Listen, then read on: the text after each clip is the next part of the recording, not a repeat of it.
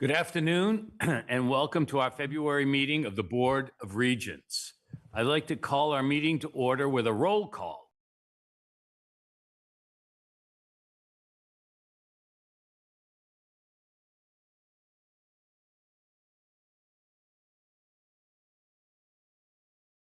Regent Illich. Present. Regent Myers. Here. Regent White. Here. I'd like to begin today by officially welcoming Ken Kettenbiel to the table. Ken is serving as Vice President for Communications in an interim capacity. He joined the Ann Arbor campus last May as Special Advisor to the President. Before then, he was Vice Chancellor for External Relations at U of M Dearborn. I long enjoyed a strong and productive working relationship with Ken and appreciate his willingness to serve in this role.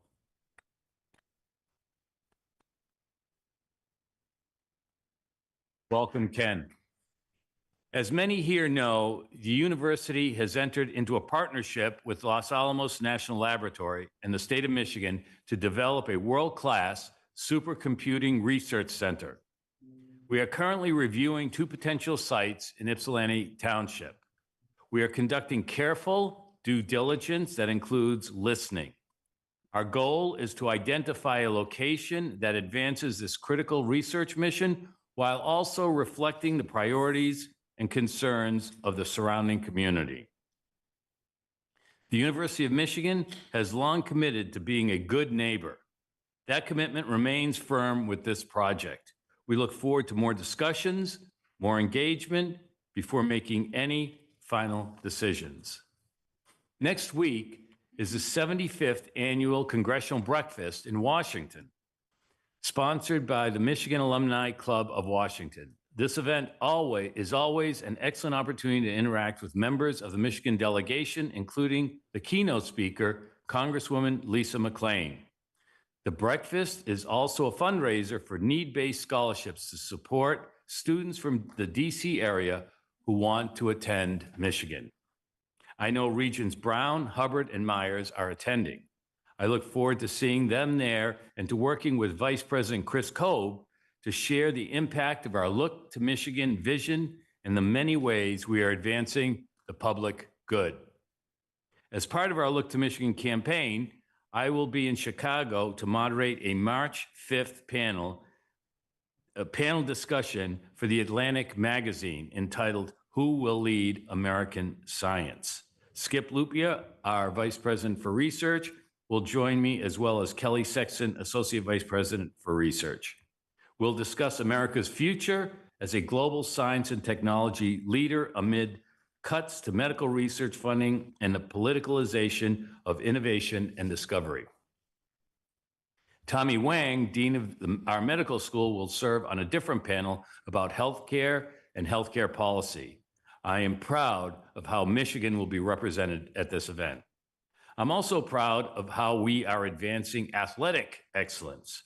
We currently have several teams ranked in the top 10: men and women's basketball, hockey, men and women's gymnastics, women's swimming, and wrestling. We also have 5 alumni competing in the Olympics. These are impressive accomplishments, and I want to applaud our students and alumni for how well they represent Michigan.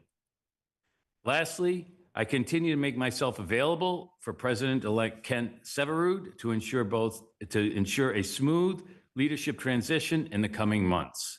Now, I'd like to invite David Miller to introduce this month's presentation. Thank you, President Grasso. It is my pleasure to introduce Julie Ishak, Chief Nurse and Operations Executive for University of Michigan Health, to share an update on the D-Dan and Betty Kahn Healthcare Pavilion. Julie has been our Chief Nurse Executive since January 2024 and has recently also assumed oversight of all clinical operations at our academic medical center. Julie brings deep expertise to integrate clinical practice and operational performance across the health system. This combination strengthens collaboration across service lines with a unified clinical and operational lens.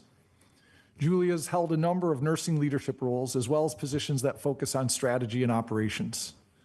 Julie, thank you for being here today, and we look forward to your updates on the pavilion. Thank you, Dr. Miller.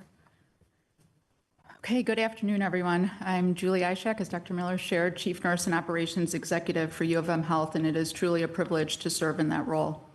I'm so excited to share an update today on the opening of the D. Dan and Betty Kahn Pavilion. This milestone has been nearly 10 years in the making.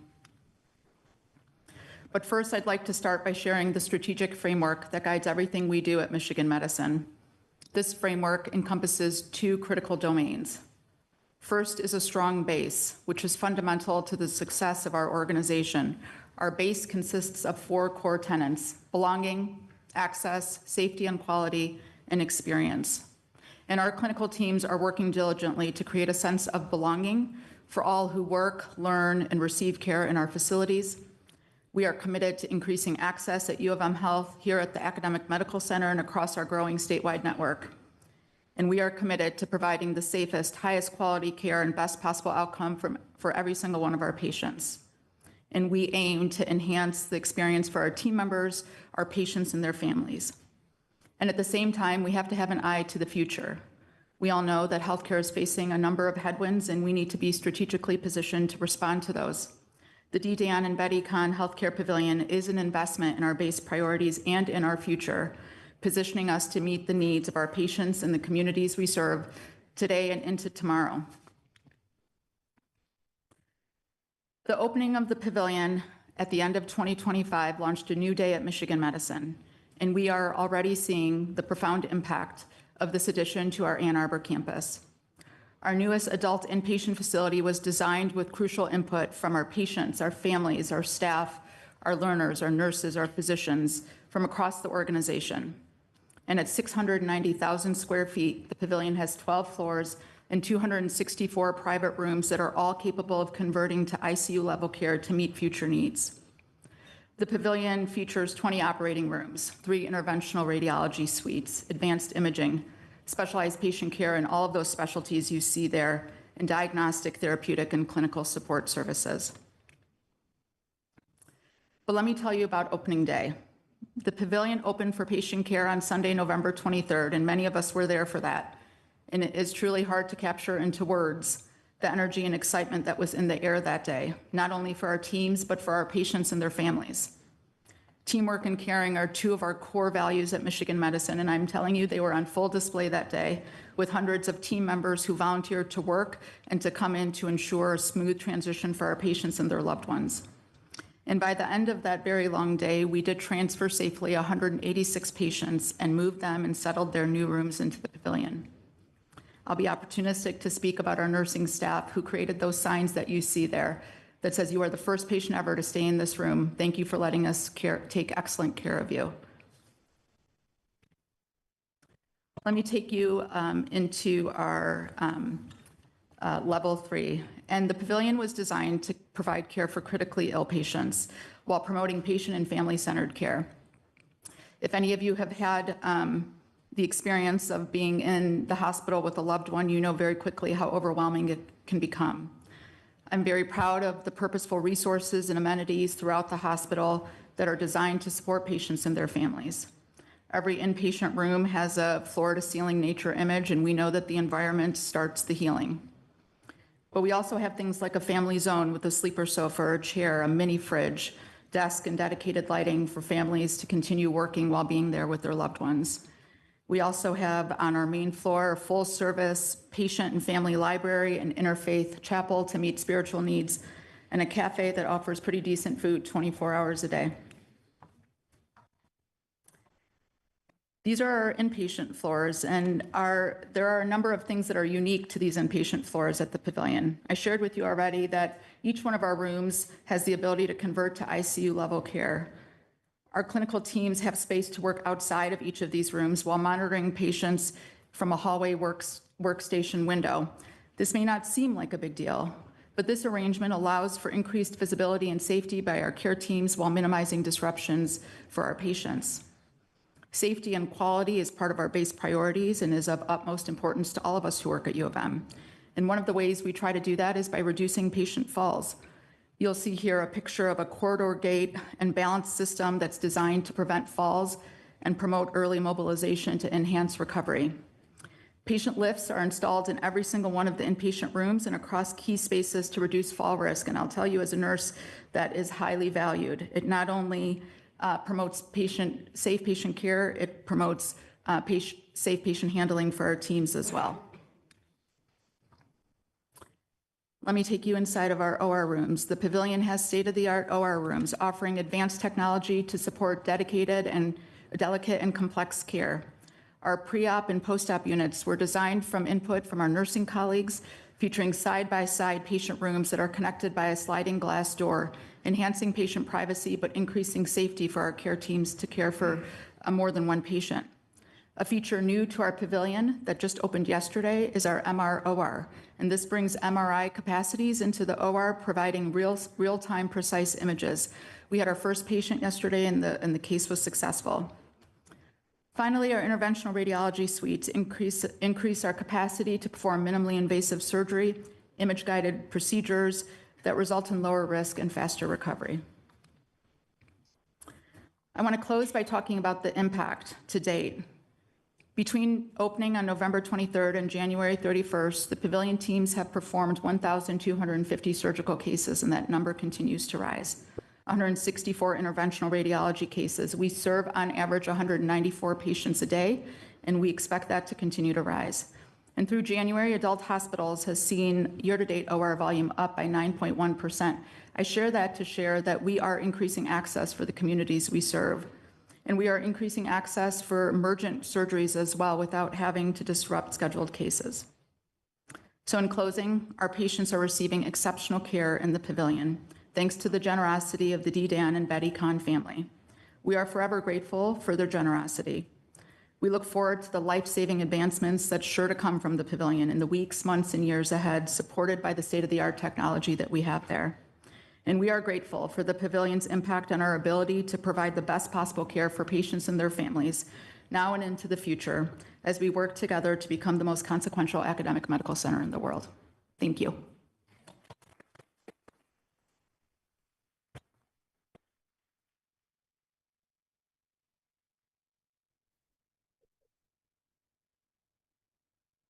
Thank you very much, Julie and David. That's an incredibly impressive facility. We're very fortunate to have that here.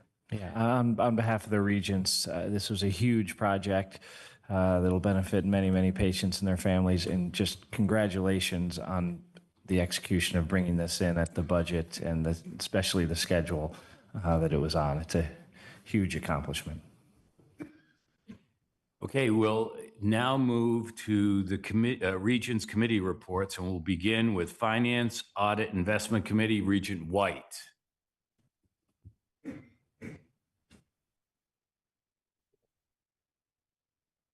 I think I'm going to stand in for Regent White on this one. Okay, Regent Hubbard. I would be happy to. Thank you. Sure thing. On behalf of the Finance, Audit, and Investment Committee, the committee, including Regents Bernstein, Hubbard, and Myers, met with interim EVP CFO Hewlett, interim VP Smith, and interim Director for University Audits, NACDREB, for an update on audit services and an institutional financial update. Thank you. Health Affairs Committee, Regent Brown. Yep, thank you. The Health Affairs Committee met, including Regent Beam.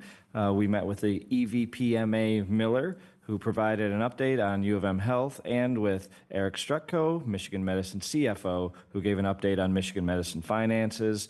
The committee also received a number of informational reports. Thank you.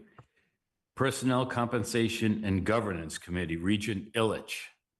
Thank you. The committee, including Regents Acker and White, met with Provost EVP McCauley for a discussion with School of Kinesiology Dean Lori Ploutz-Snyder. They're doing an amazing job and really terrific work.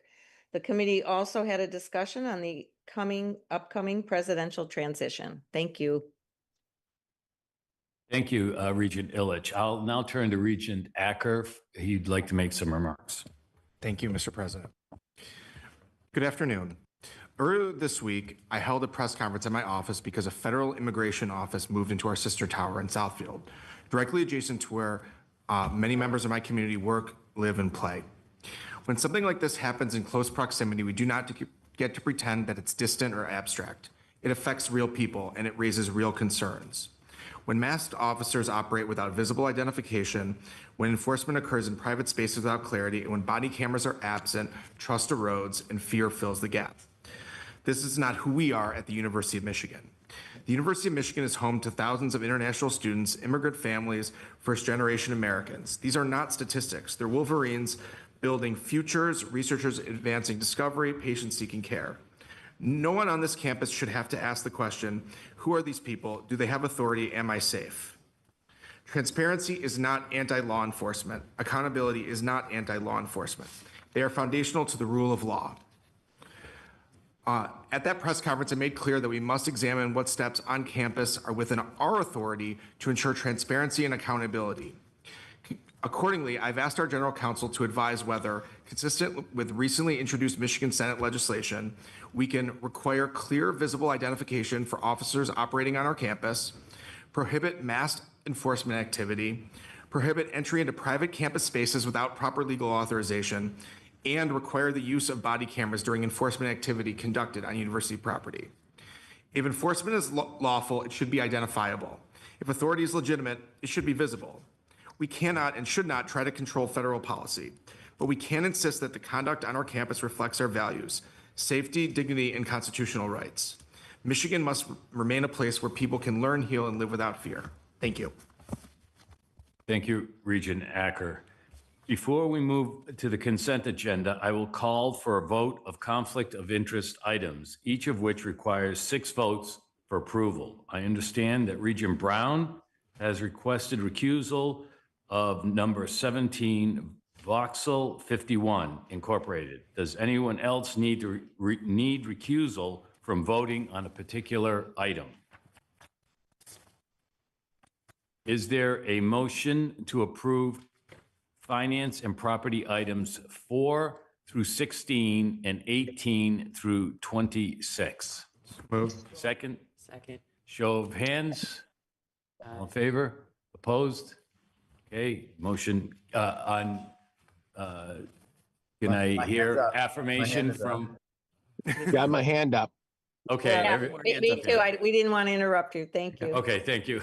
And Regent White agrees as well. Okay, motion carries. Is there a motion to approve finance and property item number 17? So moved. Second. All in favor, say aye. Aye. Aye. Hands up. Aye. Opposed? Okay, motion carries. We now turn to the consent agenda, beginning with a report from Chancellor Scarlatta.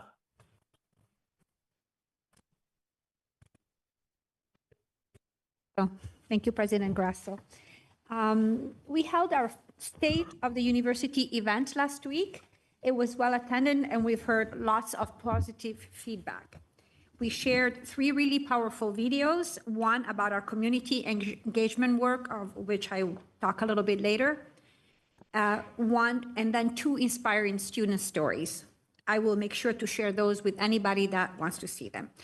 We did also announce at the event that we are expecting a budget shortfall for 26-27 due to declining enrollments, largely driven by the continued drop in new international graduate students.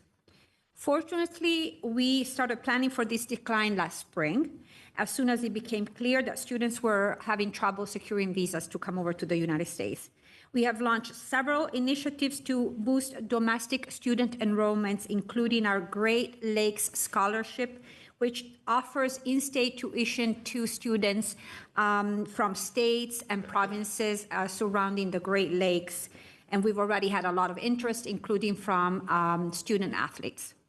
We also continue to expand our 2+2 teacher education partnerships with community colleges. We now have, on top of the Jackson Community College that we signed back in September, 5 new ones from the Lower Peninsula and 2 community colleges in the Upper Peninsula. So that is going well. We are also working diligently across 4 colleges to expand our online offering, including undergraduates and graduate programs. To close, I wanted to share a huge point of pride for U of M Dearborn. In January, we were reclassified as a Carnegie Community Engaged Campus. So this is a huge win for us. We have been very intentional about deepening our partnerships with Dearborn, with Detroit, and the whole area around our campus. So thank you for your attention and support, and as always, go Blue and go Dearborn. Thank you. Thank you, Chancellor Scarlatta, and congratulations to everyone at Dearborn for that terrific recognition by the Carnegie Foundation. Now we'll turn to Chancellor Alexander for a report on Flint. Thank you, President Grasso. Our campus held a ribbon-cutting ceremony in January to unveil an expansion of the Wolverines Essentials, a one-stop campus location for students to access basic needs services and resources. The redesigned and enlarged facility centralizes access to food, clothing, toiletries, and connection to community resources, aiming to reduce stigma and barriers for students facing food and housing insecurity. The campus has also expanded grant funding for immediate financial hardships, covering housing, transportation, academic supplies, and unexpected crises. These efforts are part of a broader institutional strategy to integrate support services that help students remain enrolled and succeed academically. I'm pleased to report that Gabriella Dixon, a graduate student studying cybersecurity, has been selected to USA Cycling's 2026 Collegiate All-Star Program, recognizing top collegiate riders across the country. She'll compete on a composite women's team at the Elite Redlands Bicycle Classic in April, gaining high-level racing experience and national exposure. The program connects standout student athletes to the next level of competition, and Dixon is proud to represent U of M Flint on the national stage. I want to offer my congratulations to Gabriella and wish her luck in the upcoming race. I'm also pleased to report that 2 U of M Flint academic programs are receiving national recognition. The School of Management's online Bachelor of Business Administration program has been ranked #1 in Michigan by U.S. News and World Report for the 6th consecutive year. Nationally, the program rose 9 spots to number 32 in 2026 rankings, continuing an upward trajectory. The school has strengthened institutional flexibility and student engagement through strategic investments in hybrid smart classrooms, 24/7 Canvas support, accelerated pathways, and emerging AI tools. Finally, our online bachelor's degree in data science has been named the 5th best program of its kind nationally by techguide.org. The online program emphasizes practical, industry-aligned instruction, preparing students for data analysis, modeling, and communicating insights. And President Grasso, that concludes the U of M Flint campus report. Go Flint and go Blue. Thank you very much for the terrific news from Flint, Chancellor Alexander. Moving to personnel actions, Provost McCauley has personnel actions and a supplemental item. Thank you, President Grasso. I'm very pleased to bring forward one supplemental recommendation to highlight 2 other significant items in the personnel materials. First, I'm pleased to bring forth a supplemental action item recommending the appointment of Dr. Allison Renee Webble as the Dean of the School of Nursing for a 5-year renewable term, effective July 1st, 2026. She will also hold an appointment as Professor of Nursing with tenure. Dr. Webble joins us from the University of Washington, where she serves as Associate Dean for Research and Innovation in the School of Nursing. In that role, she oversees a substantial research enterprise and has strengthened research infrastructure, expanded interdisciplinary collaboration, and elevated the visibility of nurse-led science. She also served as interim executive dean of the Tri-Campus School at the University of Washington, providing leadership across 3 campuses and stewarding a significant operating budget. Dr. Webble is an internationally respected nurse scientist whose research examines aging with HIV, cardiovascular health, and digital innovations to support chronic disease management. She has led multiple federally funded studies and has made important contribution to advancing health outcomes and improving quality of life for vulnerable populations. Webble received her PhD and master's in nursing from the University of California, San Francisco.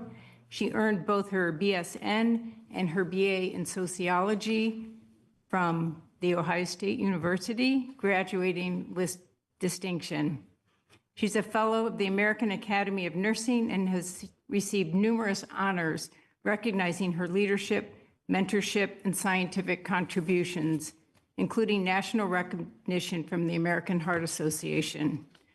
Dr. Webble is a highly accomplished scholar and academic leader of national distinction. Her experience and vision make her exceptionally well-positioned to lead the University of Michigan School of Nursing and build on its long-standing tradition of excellence.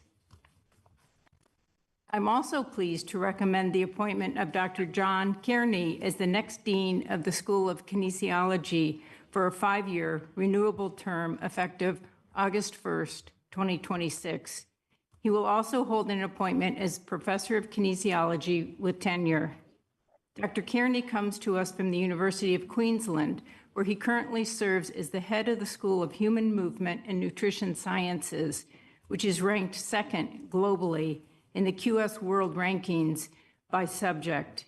His roles at Queensland also include Professor of Child Health Research, Co-Director of the Health and Wellbeing Center for Research Innovation, and Director of the Queensland Center for Olympic and Paralympic Studies.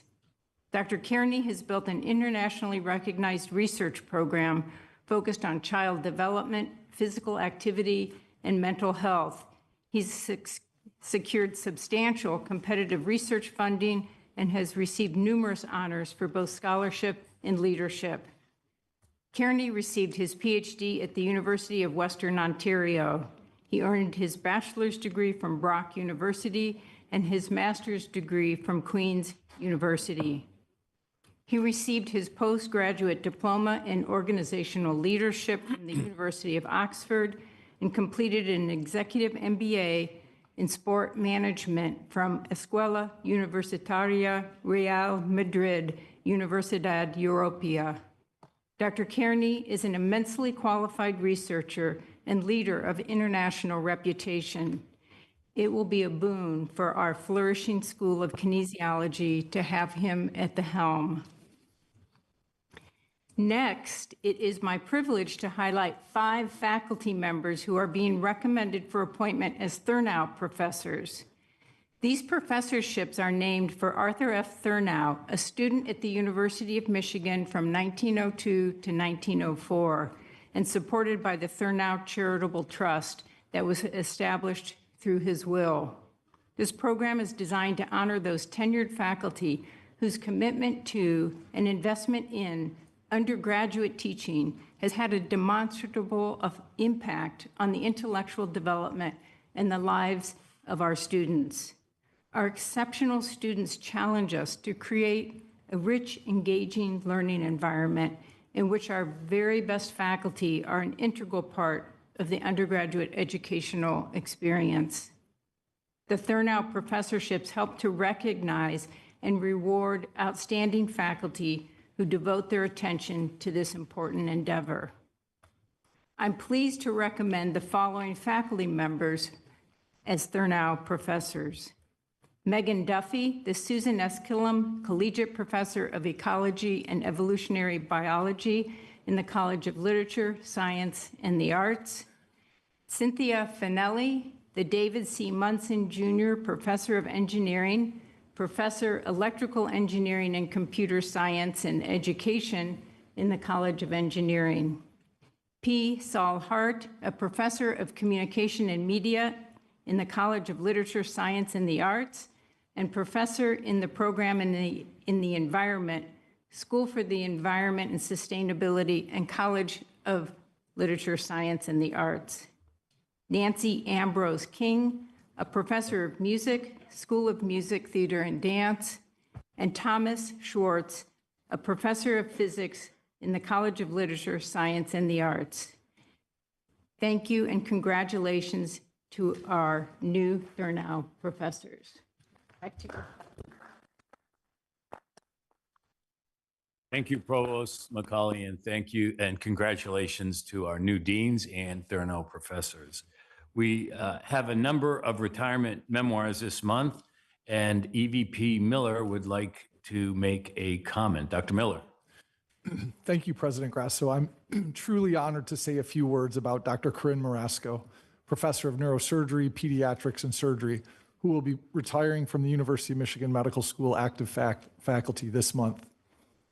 Dr. Marasco has had an impressive and enduring career at Michigan, joining the faculty in 1990 as an assistant professor, and eventually serving a distinguished tenure as chair of the Department of Neurosurgery. Dr. Marasco's vision was a major accelerant for the conception and completion of the D. Dan and Betty Kahn Healthcare Pavilion that Julie Ishak just presented. Over the years, Dr. Marasco earned appointments in multiple departments and has demonstrated incredible expertise in many areas of neurosurgery and neurosciences, including pediatric brain and central nervous system tumors, as well as congenital craniofacial and spinal cord anomalies. She was a co-investigator on multiple grants with over 170 peer-reviewed journal articles. Dr. Marasco has received recognition in her field at the national and international levels and has made tremendous impact at the University of Michigan. She has also served on numerous institutional committees and as a reviewer on multiple prestigious neurosurgical journals. Dr. Marasco's contributions leave a lasting legacy at Michigan Medicine and in the neurosurgery and pediatric fields. Thank you. Thank you, Dr. Miller. Provost Macaulay would also like to make a comment. Thank you, President Grasso. I would like to recognize Dr. Peter Polverini on his retirement. Few individuals leave a mark on an institution that can be felt in its culture, its aspirations, and its global reputation. Peter Polverini is one of those people. For his extraordinary service to the University of Michigan, the School of Dentistry, and to the entire profession of dentistry, Dr. Polverini is recommended for the titles of Dean Emeritus of Dentistry, Jonathan Taft, Distinguished University Professor Emeritus of Dentistry, Professor Emeritus of Dentistry, and Professor Emeritus of Pathology. Dr. Polverini joined the School of Dentistry faculty in 1992 as Professor and Chief of Oral and Maxillofacial Pathology, and in 2003 he became Dean, serving in that role for a decade. During those years, he strengthened the school's research enterprise, recruited and developed exceptional faculty, and advanced a vision of oral health as integral to overall health. He helped cultivate a culture grounded in scientific rigor, collaboration, and high expectations. Today, the School of Dentistry is consistently ranked among the very top programs in the world, including #1 in many international assessments.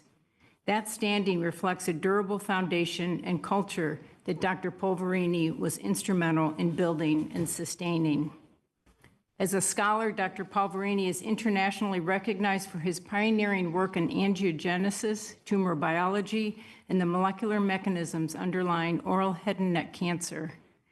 A Jonathan Taft Distinguished University Professor and elected member of the National Academy of Medicine, he's authored highly cited publications, secured sustained federal research, and mentored generations of clinician scientists who now lead programs across the country.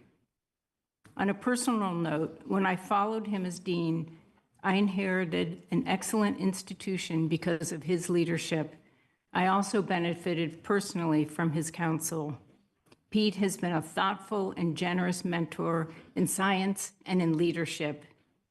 After concluding his deanship in 2013, Dr. Polverini remained an active teacher, mentor, and investigator, continuing to explore emerging areas such as precision oral health and the application of Artificial Intelligence in Dentistry. On behalf of the university, I want to thank Dr. Polverini for his lasting impact on this institution and for the example he has set for generations of scholars and leaders. Congratulations, Dean Emeritus Polverini. Thank you, Provost Macaulay. That concludes the consent agenda. Is there a motion to approve the consent agenda, including the supplemental personnel item? Okay, all in favor, say aye. Aye. Aye. Opposed? Motion carries. Moving on to finance and property, our first item is the James B. Angel Hall and Tisch Hall chiller replacement. EVP Hewlett will introduce this item. Nothing to add, Mr. President. Okay, is there a motion to approve? Second? All in favor? Aye. Opposed? Motion carries. EVP Miller will introduce the next two items, and they will be voted on together. EVP Miller. Thank you, President Grasso. I'm grateful today to offer a few comments related to two new projects for University of Michigan Health: a new behavioral health center and an ambulatory surgery center on the campus of University of Michigan Health Sparrow in Lansing. These investments would continue our commitment to improving access to care across the state, particularly for those who are most vulnerable. The 64-bed behavioral health facility would serve adult, geriatric, and in a first for the area, child and adolescent patients. The University of Michigan Health Sparrow Lansing Ambulatory Surgery Center would be located west of the Lansing Hospital and would feature 4 operating rooms at the start with options to expand. The new surgery center would care for patients currently undergoing procedural care at the 100-year-old St. Lawrence campus and would handle some cases that are currently performed at the Lansing Hospital, where operating rooms are nearing capacity. Both facilities would improve access for patients, enhance the experience for our patients and our team members, and provide more options for specialized care in the local Lansing area. If approved, the projects would begin groundbreaking this summer with an anticipated opening date of 2028. Thank you, President Grasso. Thank you, EVP Miller. I understand Regent Hubbard would like to make a comment. Yeah, thank you, President Grasso. So as a resident of the Lansing area, I wanted to share a letter that I received today from the community in support of these projects. So this is from the Lansing Regional Chamber, and they say, "Dear members of the Board of Regents, on behalf of the Lansing Regional Chamber of Commerce, we strongly support the proposed investments by University of Michigan Health Sparrow to expand behavioral health and surgical services on its Lansing campus in Michigan's capital city. This proposed investment represents a transformative opportunity for Lansing and the greater Mid-Michigan region. A new behavioral health hospital and surgical center would directly address a critical and growing need for comprehensive behavioral health care while strengthening access to specialized medical services for families, workers, and employers across the region. As the statewide seat of government and a regional employment hub, Lansing plays a vital role in Michigan's economic and civic life. Ensuring access to high-quality healthcare infrastructure is essential to attract and retain talent, supporting workforce participation, and promoting long-term economic vitality. This project aligns squarely with those priorities and reinforces Lansing's position as a center for innovation, care delivery, and public service. The Lansing Regional Chamber of Commerce recognizes the University of Michigan's long-standing commitment to excellence in healthcare, research, and community partnership. The proposed Sparrow campus investment reflects that commitment and builds upon the health system's deep roots in serving mid-Michigan residents. It also represents a meaningful private investment in our community that will create jobs, expand clinical capacity, and deliver lasting benefits without reliance on local incentive support. We respectfully encourage the Board of Regents to approve this important investment and help advance a project that will have a profound and positive impact on public health, workforce stability, and regional economic growth in Michigan's capital city. Thank you for your leadership and consideration. Sincerely, Tim Damon, President and CEO. And I too support these projects. So thank you. Thank you, Regent Hubbard. Is there a motion to approve? So moved. Second? All in favor? Aye. Opposed? Motion carries. The conflict of interest items number 4 through 26 were approved earlier in the meeting. Finally, we have student government reports. First, we'll begin with a report from Rackham Student Government President Angelica Previero.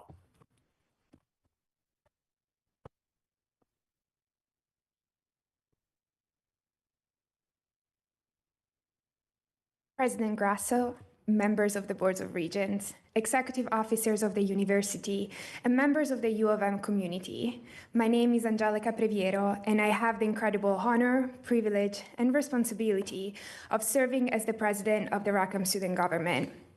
As I approach the end of my tenure, I wanted to briefly highlight just some of RSG's key initiatives around core themes and values, as well as share two important requests.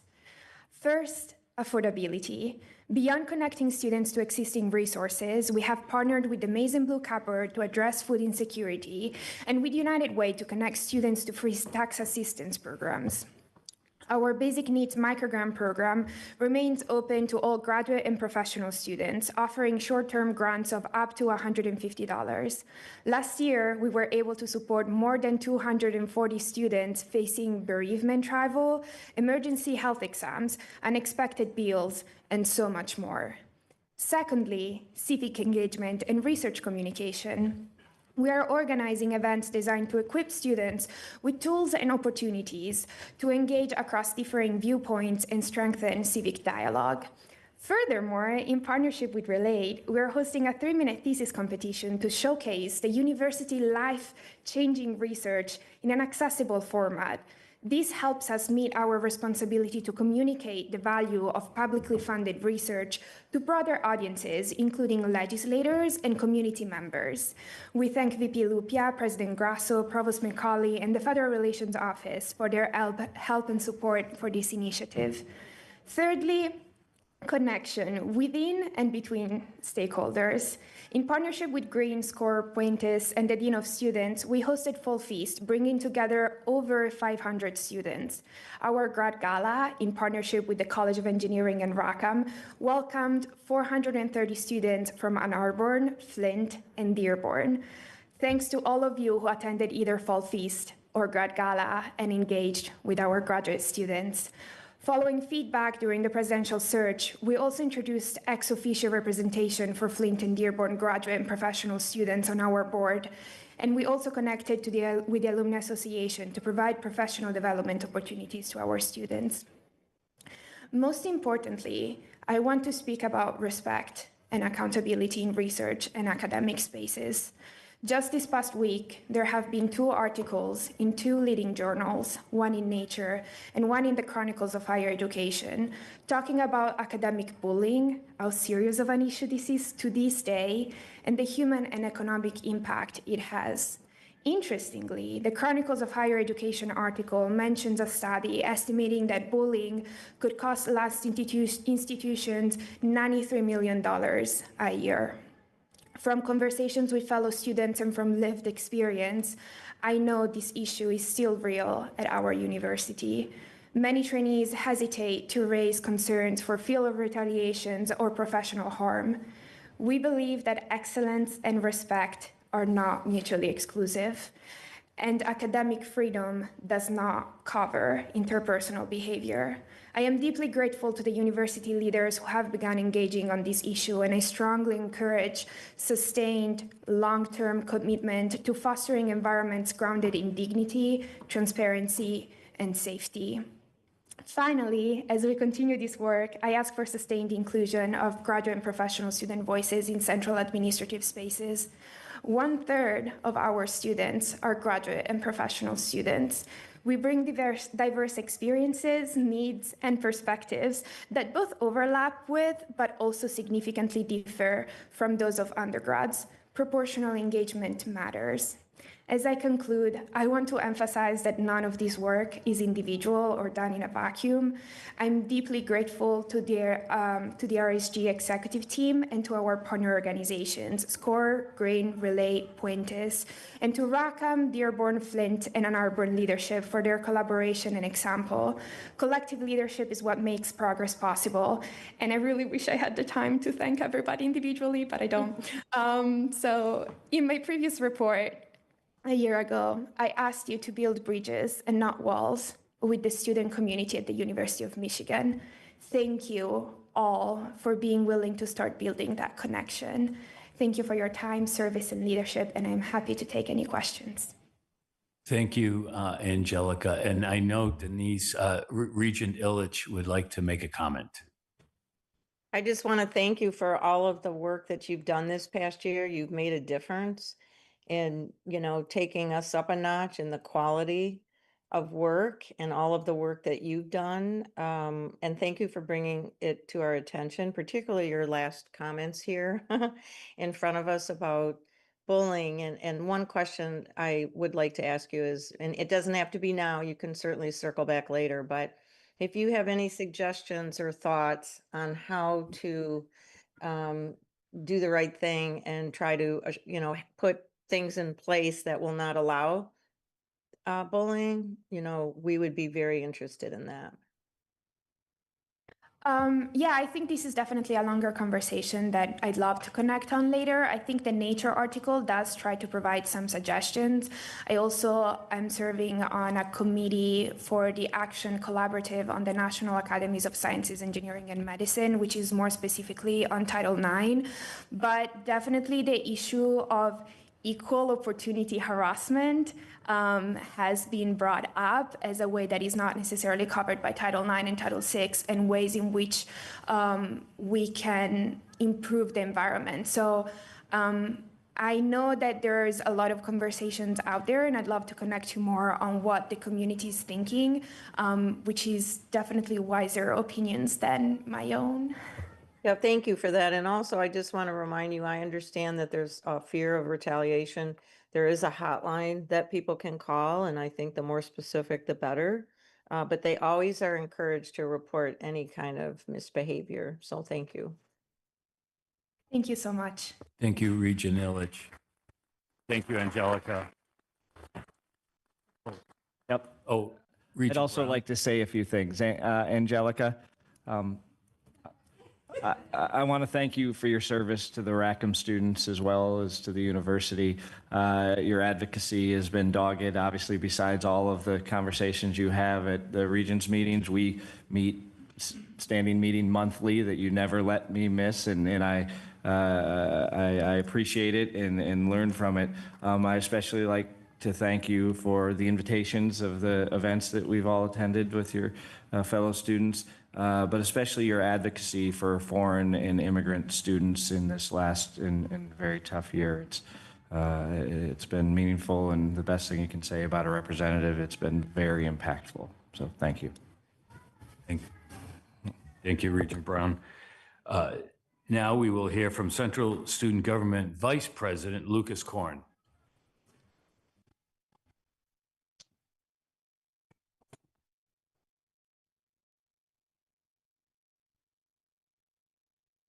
President Grasso, members of the Board of Regents, executive officers of the university, it is my pleasure to submit the following report.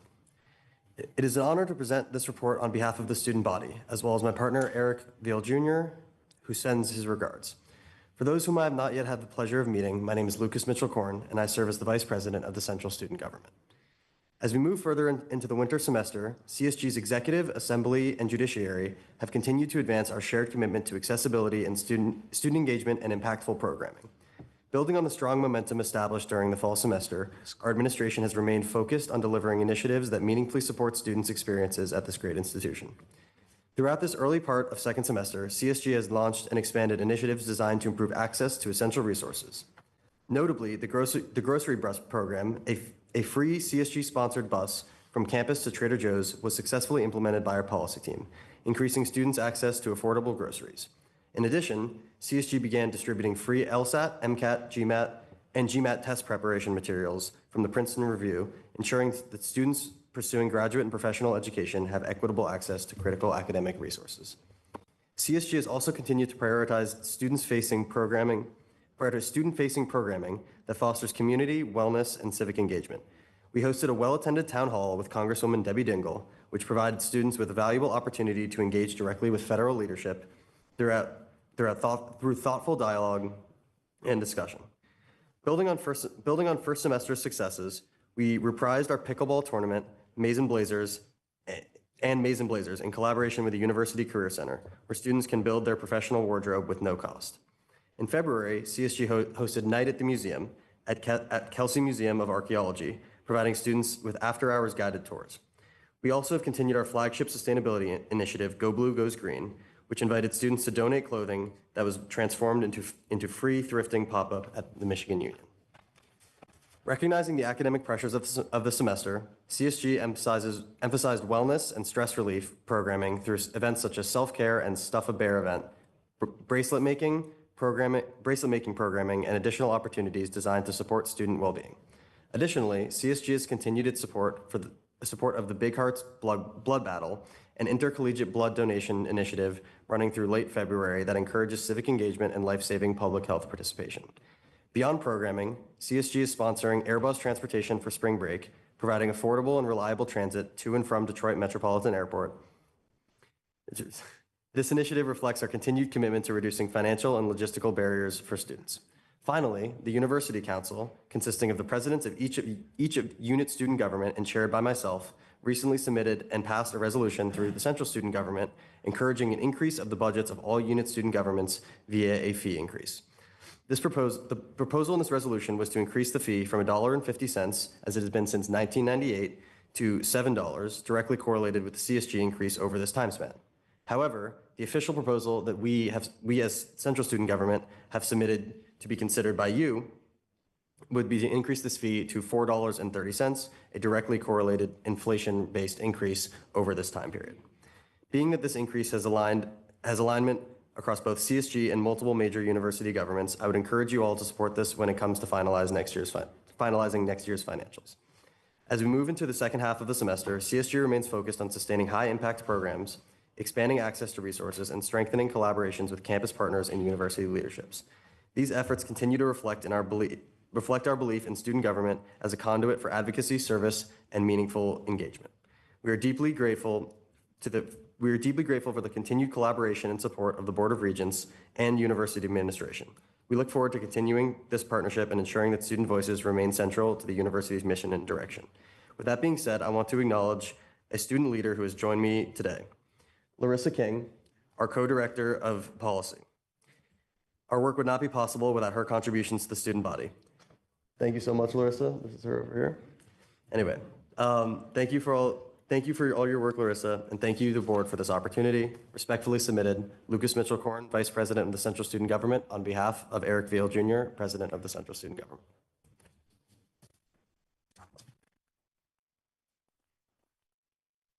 Thank you very much, Lucas. Regent Brown would like to say something. Yeah, for those in the audience, it should be said that Lucas, your last in your current position.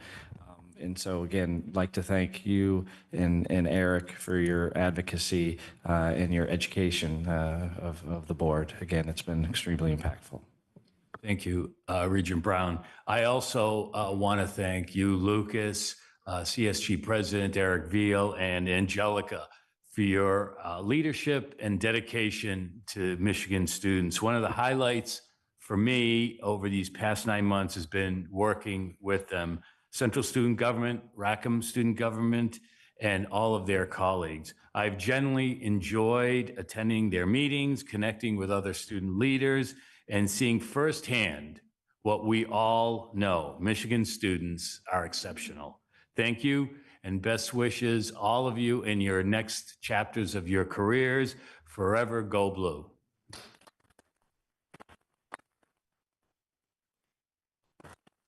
Thank you. Now we will turn to Vice President Kinsey, who will take us through public comments. Thank you, Mr. President. We are now moving into the public speaker section of the meeting. As part of their regular meeting agenda, the Regents set aside time for individuals to present comments to the board.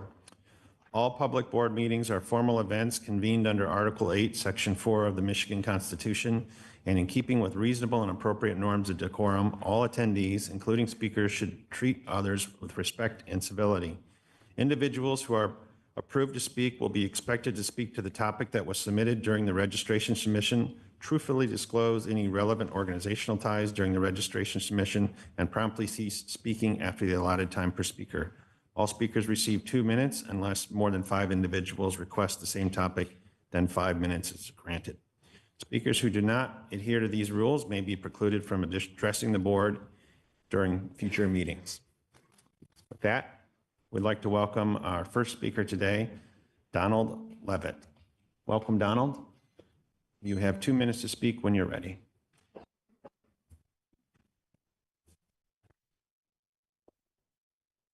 Hello, I'm Donald Levitt. I'm the chair of Maize and Blue Courage. We are an organization of U of M alumni and allies committed to ensuring that academic integrity and institutional independence are upheld at the University of Michigan.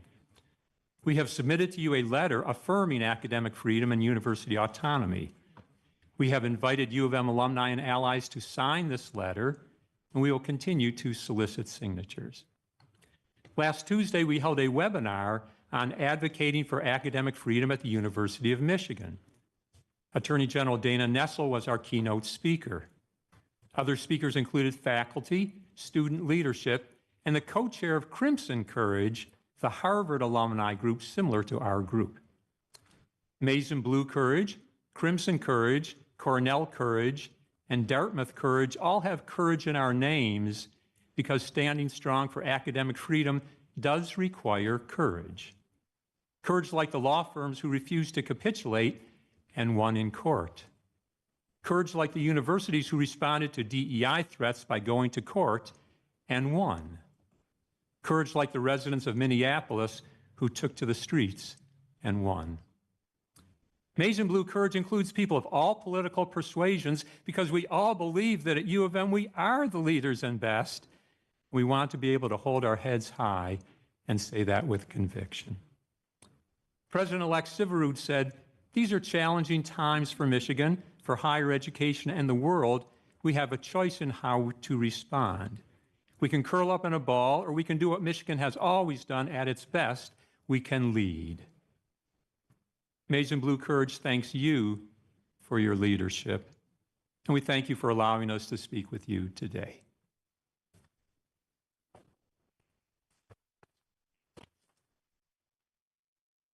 Thank you, Donald. I'd now like to welcome our next speaker, Kim Dory. Welcome, Kim. You have 5 minutes to speak when you're ready. Thank you, Regents. My name's Kim Dory.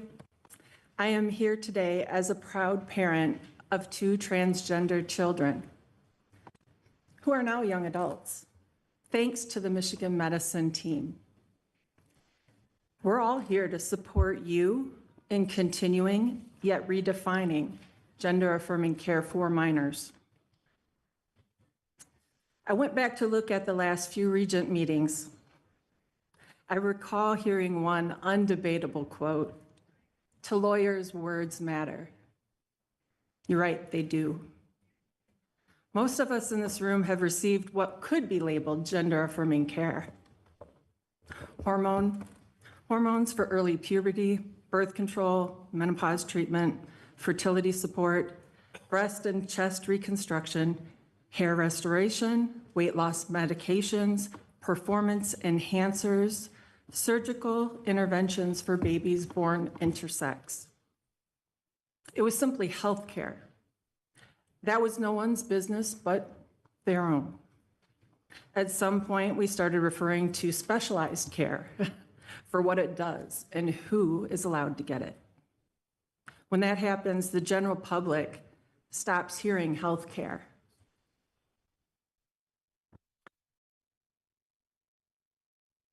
They stop hearing health care and start believing social media narratives about mutilation of children. This has gone on long enough. This is not a medical distinction. This is a messaging failure. Staying with words that matter, privacy matters too. Parents expect, and the law requires, that their child's medical information is to be kept private. And once trust is broken, people stop seeking care altogether. And that, of course, has consequences. This is not theoretical. This board has already heard from parents brave parents. Last September, Amy stood before you and said, "It's far worse than you know." We are barely holding it together. In October, Dave asked you to be more like Boston Children's Hospital, an institution that faced the same threats, went to court, won, and reopened care rather than abandoning the families. In November, Margaret read a letter from a parent too afraid to speak publicly. But they reminded you that history is watching. You say what matters today is how we move forward. You say people look to the University of Michigan to be leaders in research and innovation. You can still stay true to those values and allow others to stay true to themselves. Because every parent in here knows that when your child is hurting, you only ask one question: will this care help my kid survive to adulthood? Well, at least for me, it did. For over a decade, your doctors have given families like mine more than a roadmap for care. They gave us options. They gave us hope. They permitted us to experience trans joy. We celebrated milestones with your staff. Fast forward, parents were left to explain a canned apology letter to the children. What is the best way to explain to your child that they no longer have access to the care that saved their life? Now we're asking you to be just as brave as the children who received your care and continue to fight this legal battle for them. We would like to see an open vote from the Regents on this topic. Let's get some of those questions that are burning answered. This can be a defining moment to show all of our kids, young and grown, that we can push through this nonsense together. You are the leaders and the best who brought us here to this point. Will you work with us to plow a path forward for these families, or go down in history leading us straight to this dead-end road? Perhaps the hardest question comes from one of our young transgender adults. Do you care?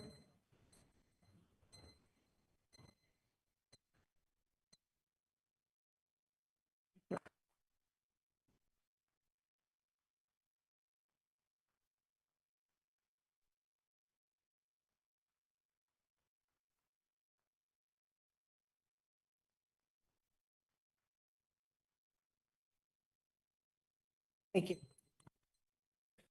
Thank you, Kim, and everyone that came here to speak on the subject. You've come every month. Thank you. It makes an impact.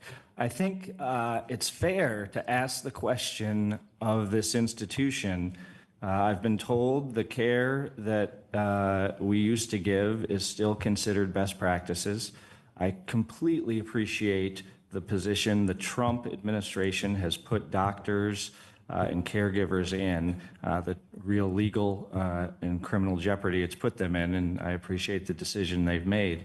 But I think it's fair to ask, and I'm not asking for an answer now, but in the near future, on what needs to happen in order for us to reinstate this care. What legal decisions and opinions need to happen, what political changes need to happen. I think the community deserves that clarity.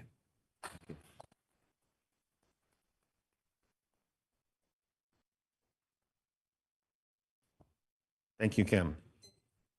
I'd like to welcome our next speaker, Alan Vellinga. Hi, Alan. Welcome. You have 2 minutes to speak when you're ready.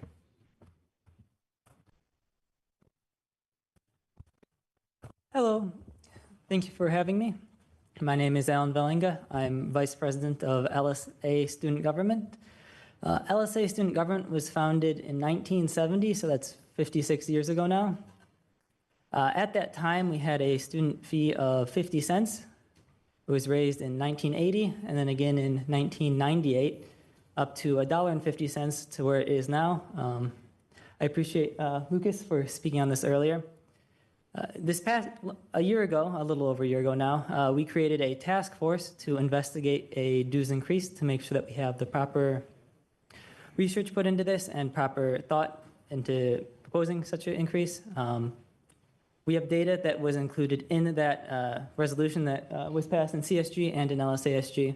So I'm just going to give a little context on some of the work that LSASG has done overall, and similar work has been done across all the other unit student governments, which we are very proud of. We have created textbook subsidies to help fund textbooks that are required in classes. We've created cap and gown subsidies to help students who need access be able to get cap and gown for their graduation ceremonies.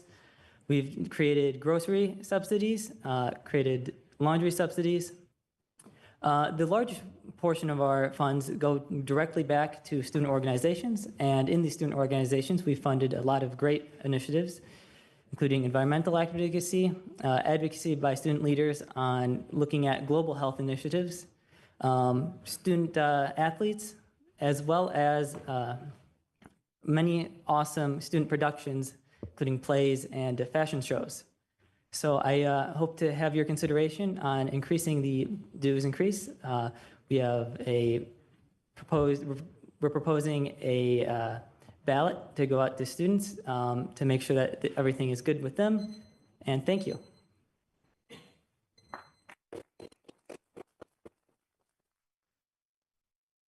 Thank you. Thank you, Alan. I'd like to welcome our next speaker, Josephine Morehouse. Hi, Josephine. Welcome. You have 2 minutes to speak when you're ready. Hello, my name is Josie Morehouse, and I'm a nurse on 7 West. It's the 32-bed unit. It's the adult bone marrow transplant unit at Mott. I've been a nurse at our unit for almost 7 years after graduating from the university here. Our unit is amazing.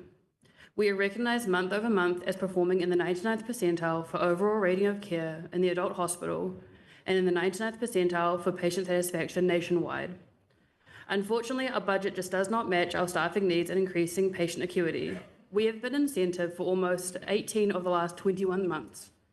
This means that out of the gate, when our schedule is made, we are already on average 15% short weekly, meaning we are 1 to 3 nurses short per shift. When we only run with 13 on day shift and 10 on nights, being short scheduled makes a huge impact. Being short staffed is leading our nurses to be burnt out, nurses taking on assignments that are not safe, and our charge nurses being overloaded. On New Year's Eve, I was day shift charge. We were 2 nurses short, so I had 2 patients as long as my role as charge nurse. During the shift, we had a code blue, and a patient nearly fell. Our unit filled out a form saying that we felt unsafe. I wish this was a one-off, but our charge nurses are taking on patients more and more often because our patients are getting sicker and sicker, and we just don't have the staff to cover. Our patients and their families deserve better. Our patients experience low blood counts during their transplant process. For example, a regular person here, your platelet count is between 150 and 300. Plates are very important. They're the guys responsible for clotting your blood when you have a cut or a bump. When your platelets get down to a level of 50, that's when you're at risk for spontaneous bleeding. During the transplant process, our patients experience days and days of platelets in the single digits. That's just one example of how critically sick our patients are and how close they need to be monitored. We need staffing levels to make sure that we are able to keep our patients safe. The university is trying to weaken the contractual staffing protections, the protections that keep our patients and community safe. I stand behind my bargaining team as they work every day to fight for a contract that protects nurses at our institution and every patient that relies on us. Thank you.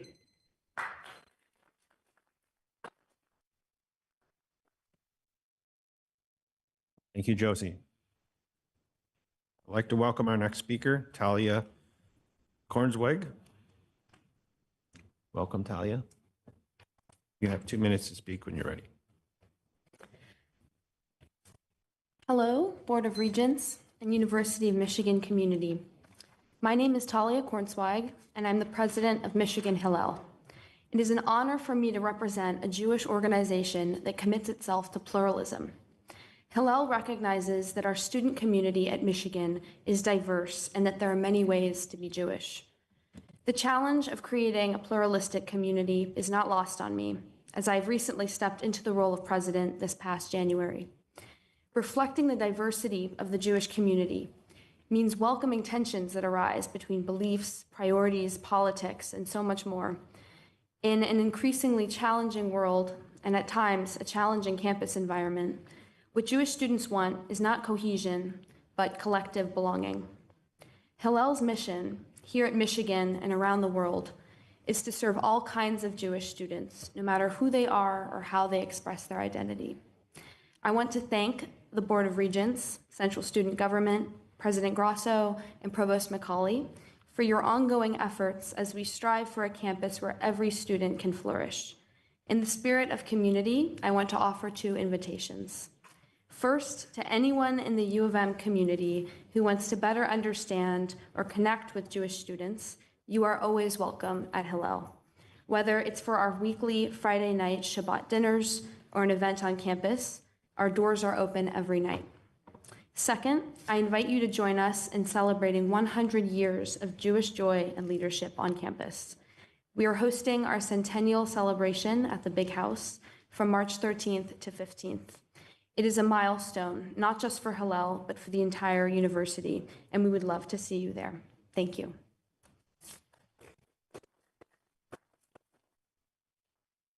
Thank you, Tala. I'd like to now call upon our next speaker, Avery Seelig. Hi, Avery, welcome. You have 2 minutes to speak when you're ready. Good afternoon, and thank you for this opportunity. My name is Avery Seelig, and I'm here on behalf of Blood Drives United, a student-led organization working to build a culture of blood donation at the University of Michigan. We partner with the American Red Cross to run large-scale campus blood drives throughout the year. Our dedicated volunteers handle recruitment, outreach, and logistics, as well as donate. Every fall, we compete against Ohio State in what's called the Blood Battle to see which school can donate the most. And every winter, we take on Michigan State, Wisconsin, and Penn State in the Big Hearts Battle, which is happening right now. These rivalries turn school pride into something that actually saves lives. You might have also heard that Abbott runs a conference-wide Big Ten competition called We Give Blood each fall, where the winning university earns $1 million. This coming fall, it could be us, but only if we have the full weight of this university behind us. So why does this matter? The blood collected at our drives goes directly to people who need it the most. Trauma victims, cancer patients, and even people on operating tables right now. Just one donation can save up to 3 lives. The problem is participation declines, especially in winter when the need is at its highest. So today we're coming to you with an opportunity. We believe a university-level partnership beyond CSG could transform what we're already doing. Picture Michigan athletics promoting blood donation, athletes using their platform for a cause that saves lives, or even a dedicated game, a message from the court or the ice, a university-wide moment that puts blood donation in front of tens of thousands of fans. And then think even bigger. A message from the president reaching student, faculty, staff, and alumni across every university channel, or having dedicated institutional funding that keeps our outreach strong year-round. These aren't radical asks. They're exactly the kind of investments peer institutions like Ohio State are already making, and they're paying off. We'd love to sit down with university leadership and explore what this could look like for Michigan. Our students are already showing up, and we'd love for the university to show up with us. Thank you.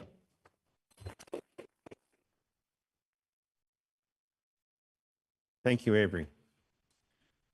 I'd like to welcome Greg Krupa. Welcome, Greg. You have 2 minutes to speak when you're ready.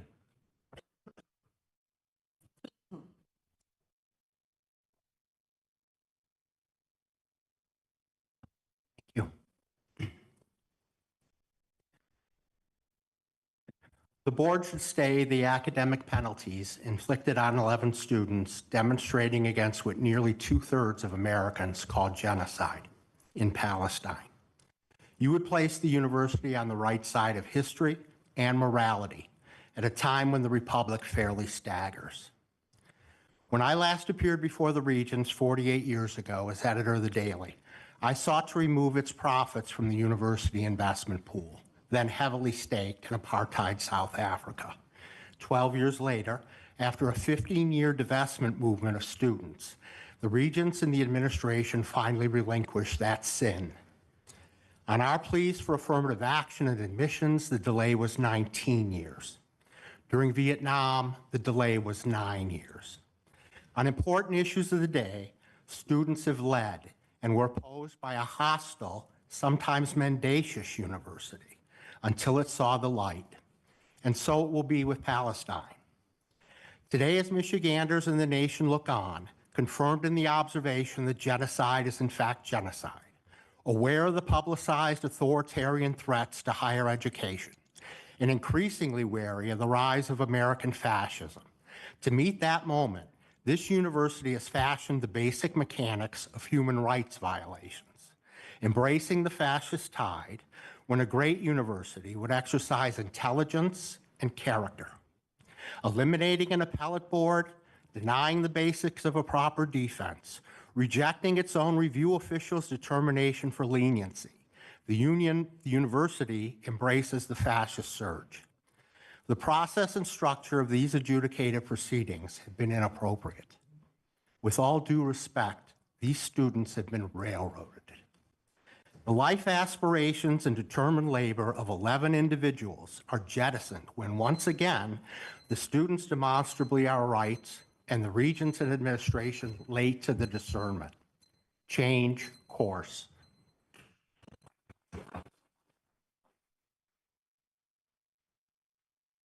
Thank you, Greg.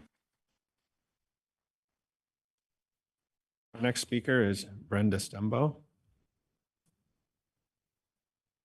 Welcome, Brenda. You have 2 minutes to speak when you're ready.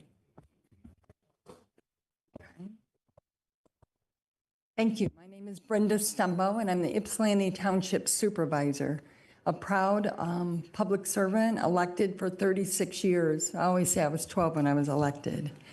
It's just an honor to be here, and I'm here for a very simple request, that we sit down at the table and work together towards relocating the U of M Computation Center on the banks of the Huron River 500 feet from some vulnerable residents and housing and move it to the Brownfield site, which is the former General Motors facility, which we worked with U of M to develop the American Center for Mobility. This is a industrial use.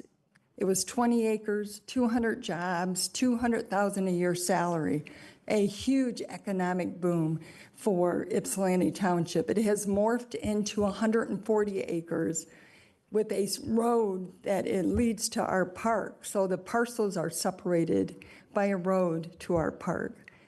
I know if you would just come and look at the sites, you would come to the same conclusions that we would come to.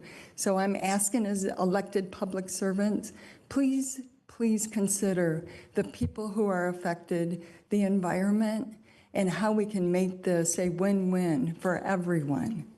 Please, I'm begging you. Thank you.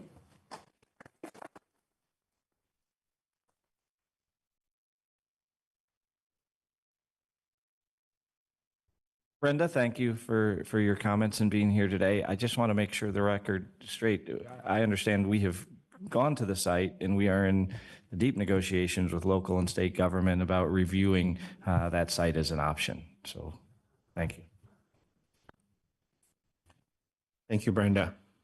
I'd like to welcome our next and final speaker, Charles or Chuck Bernard.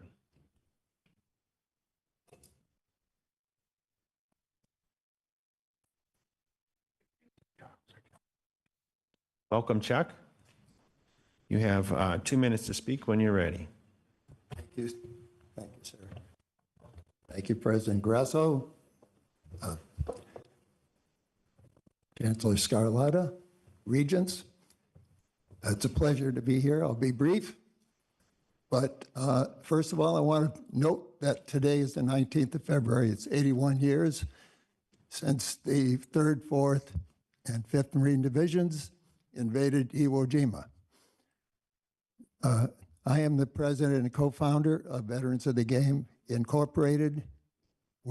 Our first veteran whom we nominated in 2014, a corporal in the 5th Marine Division named Steve Sopo, was very fortunate to have survived wounds for which he was pronounced dead. Somebody noticed him. He was our first veteran of the game, and we haven't looked back. The point is that we've had tremendous support from the students, the faculty, regents, and everybody, and veterans too. President Grasso, as you are one, and to all other veterans here, our compliments. We have progressed. We are a nonprofit. We're a 501c3. We get tremendous support from the university, as I have said. And I want to add in the University of Michigan Band. The band initiated a tradition in 2016 whereby the band stops as it enters the stadium. It marches towards the runway, and they stop, and the drum major comes up and greets the veteran of the game, now called the hero of the game. And that's a tradition the band started for us, and it's continued. I'm not sure how many people are aware of that, but it's heartwarming. It really is, and it has a great effect on the family and friends of the veterans, heroes of the game who are there. We have a couple of show and tells here, and if I can squeeze these in with a little time remaining. By the way, this is Jeff Allen, who makes cards, which we give to each of the veterans of the game, which they sign and they distribute to family members. He's also set some aside for the regents examples that you will get after this meeting. So the first that we have today is we have some Sand of Iwo Jima in this plaque. It's kind of a show, something that we have done for veterans, and particularly Iwo Jima veterans. So there are very few of them left. Second, this is a picture that Steve Sopo was able to yeah. Okay. Steve, he was on the fourth wave. About half of the Marines you see in that picture died in Iwo Jima. Steve was lucky. Finally, to skip forward, Guy Stern, and I'm sure some of you have heard of Guy Stern. Guy is one of our favorites, and bless his heart, Guy wrote a book. It's his memoir, Invisible Ink, and he had planned to do 12 chapters. So after he was recognized at Michigan Stadium, he decided that he would add a chapter. So which he calls Broken Promises. He promised to end it at 12, so he wrote a chapter in which we are very well described and complimented, I guess. And now why I'm really here is I want to invite the regents. There'll be 8 home games next year. Part of our schedule of activities at each game is we have a moment of remembrance. And that remembrance is for all those, as we would call them, the fallen, those who never made it back. And so it takes about 5 minutes, hopefully maybe less than the time that I'm speaking here, but it's very important to us and to all those veterans, particularly the combat veterans. It's very meaningful because they've lost their fellow soldiers and combatants, and it's a very meaningful thing. We have had a bagpiper, which we instituted that last season. It seems, and the bagpiper did that voluntarily. So I'll end it here with that invitation to you. If you will please. Oh, okay, I'm sorry. So I've exceeded my time. Thank you very much.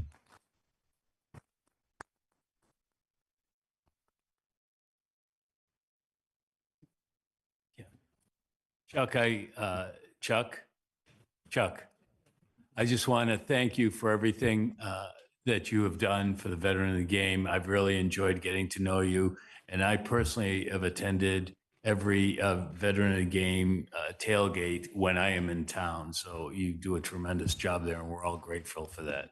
Thank you very much.